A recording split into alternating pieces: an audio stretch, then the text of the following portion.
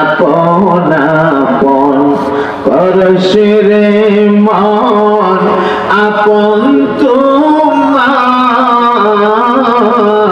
কেহ না যিনি তোমার আপন হবে শুয়ে আছেন মদিনা।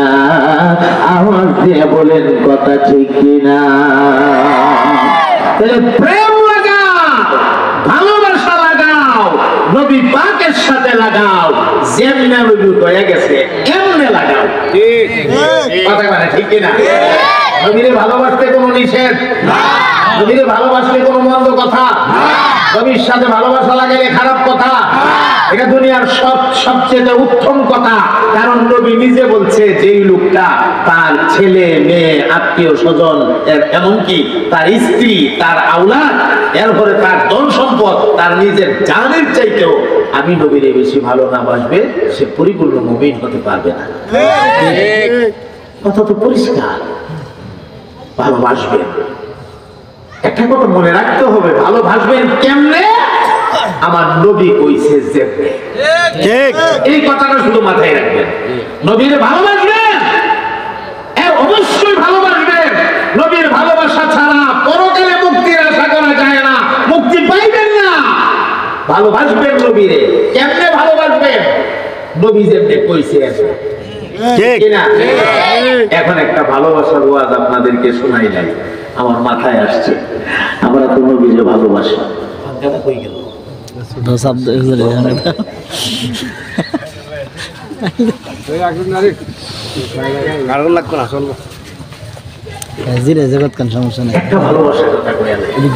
আমরা তো ভালোবাসি। আমার নবীর একটা পাগল, খুব মনোযোগ দেন, আমার নবীর একটা পাগল ইয়ামন দেশ থেকে, ইয়ামন দেশ তার বাড়ি। নবীর উপরে প্রতি রাত ঘুমের আগে 1000 বার দুরূদ শরীফ করে পড়ে দেওয়া। সুবহানাল্লাহ, সুবহানাল্লাহটা ছোট হয়ে গেছে। চিন্তা করছেন এই বিষয়টা? আপনি বুকটার মধ্যে হাত দিয়ে ধরে একটু ভাবেন না, আপনি কয়বার দুরূদ করে ঘুমান। আহারি, আমরা তো নবীর ইশকের দাবি করি না? 1000 বার দুরূদ শরীফ করে পড়ে ঘুমাইতো।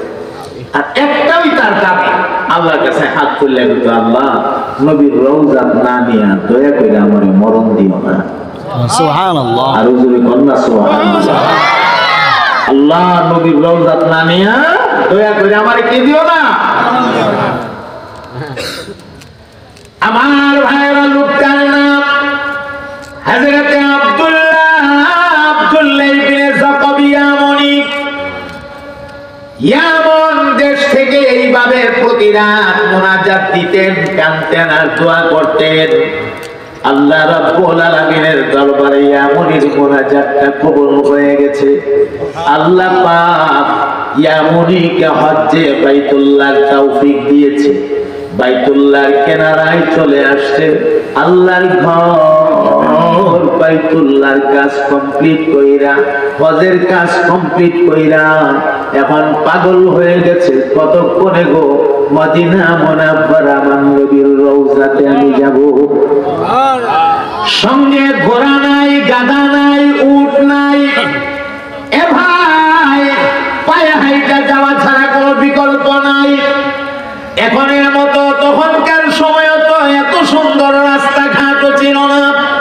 উঁচা নেচা পাহাড় পর্বত, মরুভূমির বালি আর পাথর, এই রাস্তাগুলো পাড়ি দিয়া পায়ে হাইটা মদিনা মুনাওয়ারার দিকে রওনা হয়ে গেছে।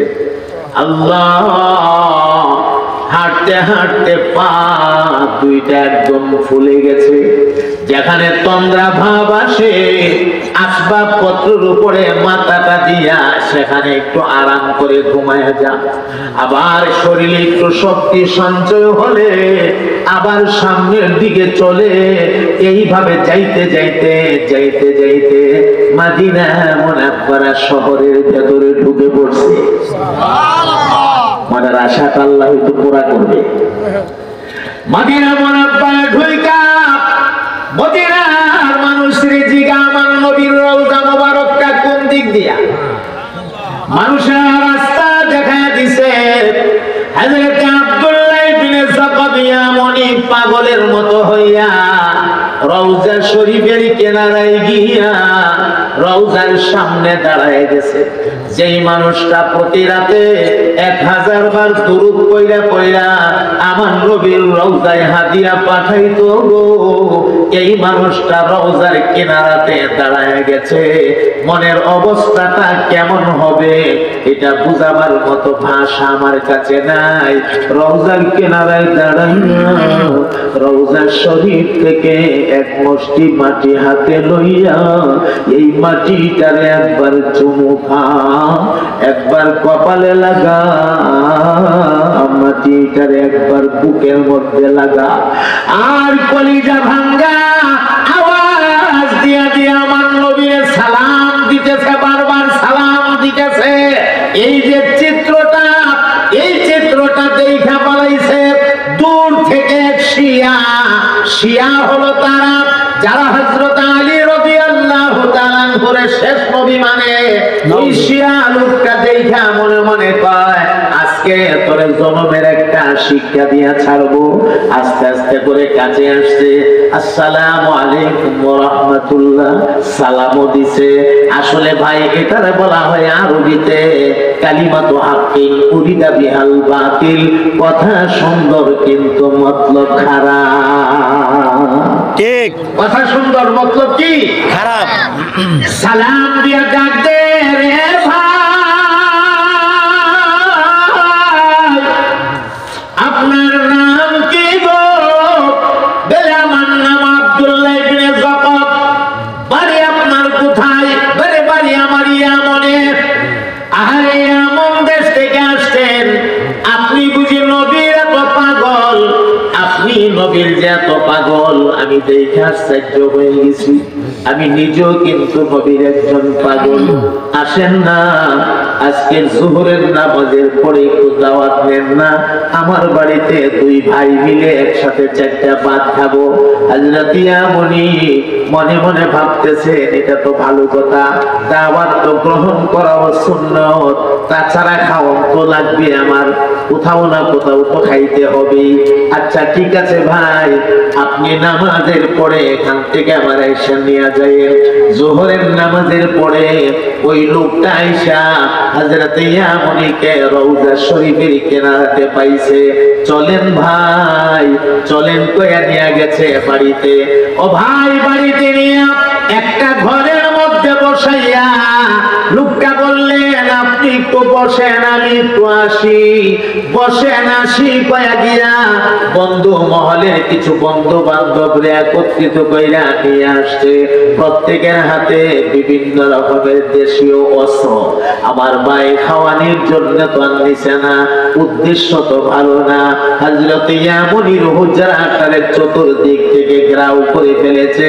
যেই লোকটা দাওয়াত দিয়েছিল এই লোকটা ইয়ামনির সামনে একটা তলোয়ার নিয়ে দাঁড়াইছে। ইয়ামনির চেহারা বরাবর তলোয়ারটা ধইরা লোকটা ডাক দিয়া করে, ইয়ামনি এখনো সময় আছে, মুহাম্মদের উপর দুরূদ শরীফ পড়াটা বন্ধ করে দে, বাঁচতে যদি চাস, আর নচেত তোকে এই মুহূর্তে দুনিয়ার থেকে বিদায় করে দেওয়া হবে। তুই বল আমি মুহাম্মদ রে ছাইরা দিছি, আমরা তোরে মুক্তি দিয়া দেব। আমার মুহতারাম ভাইরা, হযরত ইয়ামনি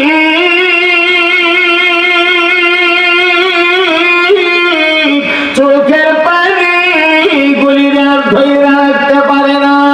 আপনি আপনি দুইটা চোখ দিয়ে গড়গড়ায় পানি বের হয়ে গেছে। ইয়ামনি ডাক দিয়া কয়, কেন রে ভাই কেন? আমি তো তোমাদের কোনো ক্ষতি করি নাই, আমি শুধুমাত্র আমার নবীর উপরে দুরূদ শরীফ পড়েছি, এই কারণে তোমরা আমাকে এইভাবে অত্যাচার করছো। কারণটা কি? এইটাই কারণ, মুহাম্মদ নবীর উপরে দুরূদ তোকে ছেড়ে দিতে হবে। হযরত ইয়ামনি তখন ডাক দিয়া কয়, তোমরা কি মনে করেছো এই সামান্য কয়েকটা তলোয়ারের ভয় দেখাইলে আমি আমার নবী মুহাম্মদকে ছাইরা দেব? না না না না না, আল্লাহর কসম করে তোমরা জানায়া দেই, তোমাদের তলোয়ারের নিচে আমি আমার জীবনটা দিয়ে দিতে পারি, একটা মুহূর্তের জন্য আমি আমার নবী পাকরে ছাড়তে পারি না।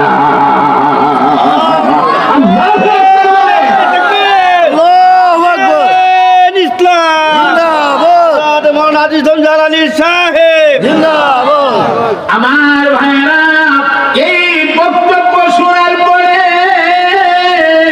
এমনি বেঈমানেরা হযরত ইয়ামুনিকে টাইনা শেষরায় ঘর থেকে বের করছে।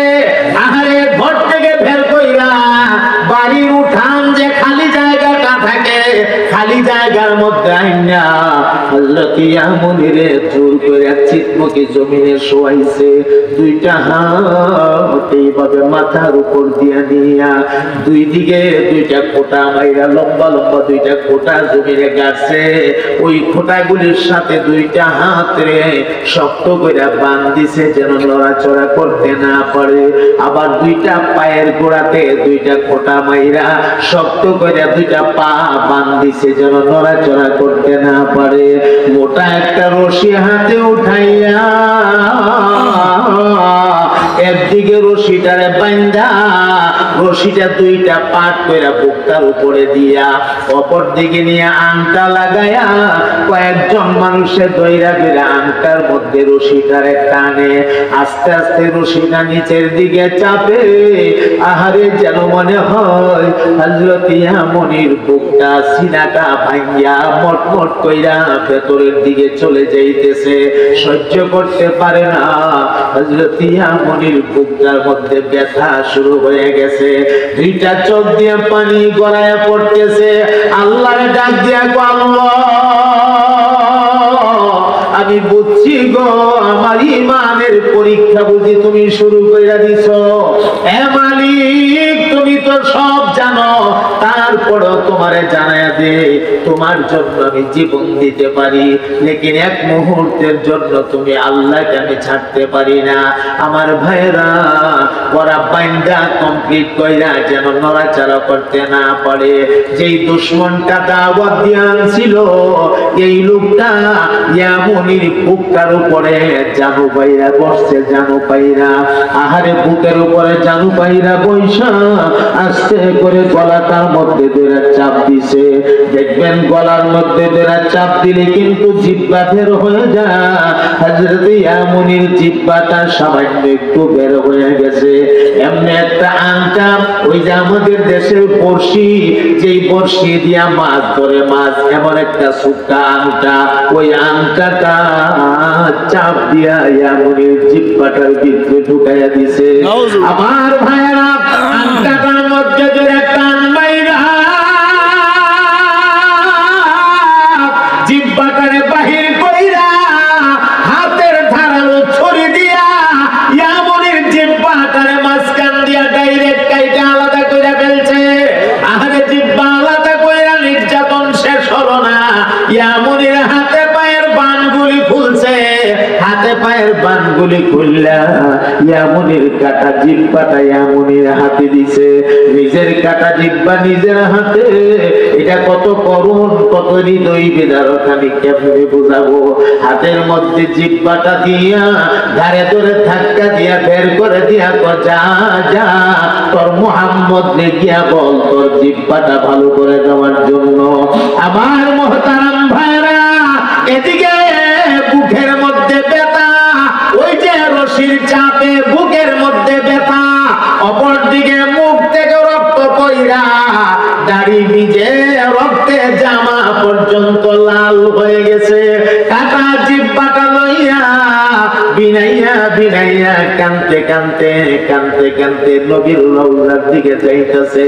জিহ্বা নয়, কথা বলতে পারে না। অন্তরে অন্তরে আমার মাওলার কাছে দুইটা দরখাস্ত জানাইছে। এক নাম্বার দরখাস্ত জানাইছে, আল্লাহ আমার মুখের তাজা রক্তগুলি তোমার জমিনের যেই জায়গাতে পড়ে গো, এই জায়গাগুলি যেন হাসরের ময়দানে আমি এমনই পক্ষে তোমার কাজ করাতে সাক্ষী দেয়। আর 2 নাম্বার দরখাস্ত জানাই, ওগো আমার আল্লাহ, আমি আমার যেই নবীর মহাব্বতের কারণে জিহ্বাটা দিলাম, আমার নবীর রওজা মুবারকে না যাওয়া পর্যন্ত আপনি দয়া করে আমাকে মরণ দিয়েন না। এইভাবে কাঁদতে কাঁদতে কাঁদতে কাঁদতে চলতে চলতে রওজা শরীফের দিকে যাইতে যাইতে আমার মুহতারাম ভাইরা, আমার নবীর রওজা পাকের কিনারায় গেছে, মনে মনে ভাবতেছে রওজা শরীফের মাটি বরকতময় মাটি, এই মাটি দিয়া চাপ দিয়া ধরলে আমি দেখি ভেতরের রক্ত বের হওয়াটানি বন্ধ হয়।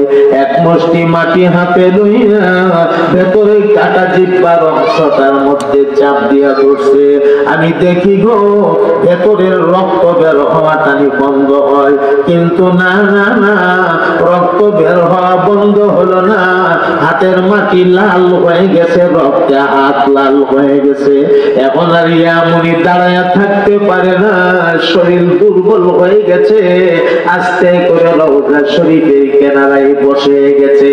আমার ভাইরা দুর্বলতার কারণে আর পয়সাও থাকতে পারে না, এমনি আস্তে করে একটু তাকিয়া লাগায়া তাকিয়া একটু হেলান দিছে, এইভাবে রওজা শরীফে হাতটা দিয়া হেলান দিছে, ভাবলেন একটু আরাম করি, শান্তি লাগতেছে না, জিহ্বা কাটা প্রচন্ড ব্যথা। এইভাবে যখন ডাক্তারটা লাগাইছে রে ভাই, এমনি 2টা চোখের ভেতরে ঘুম চলে আসছে। আর যেই মাত্র ঘুমায় গেছে গো, এমনি স্বপ্ন যুগে তাকায় দেখে আমার নবী, রওজার নবী ইয়ামুনির সামনে দাঁড়ায় গেছে। আল্লাহু আকবার।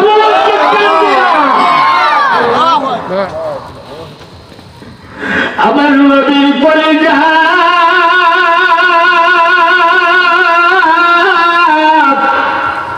উম্মতের মায়া দিয়েছিল, নবীর কলিজাটা ভরা। আমার নবী পাক ইয়ামুনির এই অবস্থাটা দেখা নবী আমার ডাক দিলেন, কে রে তুমি? কি তোমার নাম? কোথায় তোমার বাড়ি? তোমার এই অবস্থা কেন? প্রশ্ন করলে কি হবে? কথা বল বলতে পারে না, কথা বলার তো ক্ষমতা নাই। আবার ভাই আস্তে আস্তে করে সামনের দিকে আগা, আবার নবী ডাক দিছে, আমার দিকে আয়। নবীও কদম কদম সামনে আগা, একবারে কাছাকাছি চলে গেলে আমার নবী 2টা রহমতের হাত বাড়ায় দিয়া ইয়ামুনির টান দিয়া নবী পাকের সিনার সাথে ইয়ামুনির সিনাটা চাপটা লাগাইয়া দিছে। ইয়ামুনির বুকের তাজা রক্ত রাহমাতুল লিল আলামিনের বুক মোবারকটা লাল হয়ে গেছে। আমার নবী ডাক দিয়া গোটাকে দেখ রে, তোর মুখের রক্তগুলি আমার বুকে নিয়েছি, এই রক্ত কিয়ামতের কঠিন ময়দানে আল্লাহর বিচারের কাঠগড়ে আমি পেশ করব। এই রক্ত আমার গুনাহগার উম্মতের জন্য নাজাতের ফয়সালা হবে। আমার নবী ডাক দিয়া কয়, দে রে দে, তোর কাটা জিহ্বাটা আমার হাতে দে।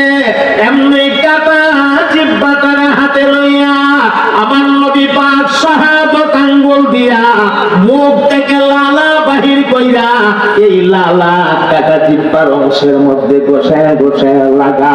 এটা কুদরতে আদার বাবা, যে আদার সাথে দুনিয়ার কোনো আদার তুলনা হতে পারে না। আমার নবী কম মুখটা আ করো, এমনি আমনি মুখটা আ করেছে। আমার নবী কাটা অংশটা ভেতরে অংশের সাথে এইভাবে ধাক্কা দিয়ে লাগায় ধরে, আল্লাহ আমার এই উম্মত তোমার এই গোলাপের জিহ্বাটা তুমি দয়া করে লাগাইয়া দেও না। আমার নবী ডাক দিয়া করাব বলে আমার এই পাগলের জিহ্বাটারে ভালো করে দেও না গো। এমনি আমনের ঘুমটা ভাঙিয়ে গেছে। সবাই ঘুম ভাঙিয়া যাওয়ার সাথে সাথে দেখে কাটা জিহ্বা হাতের মধ্যে নাই, কাটা জিহ্বাটা মুখের ভেতরে চলে গেছে। আমার ভাই এমন সুন্দর